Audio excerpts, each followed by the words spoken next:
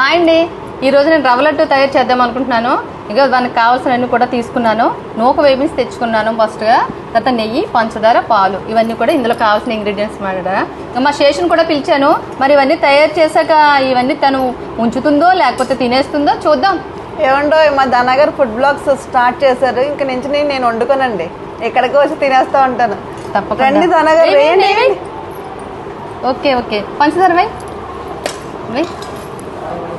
బాగా చేయండి. ఫాస్ట్ తర్వాత పాలు కూడా వేయి.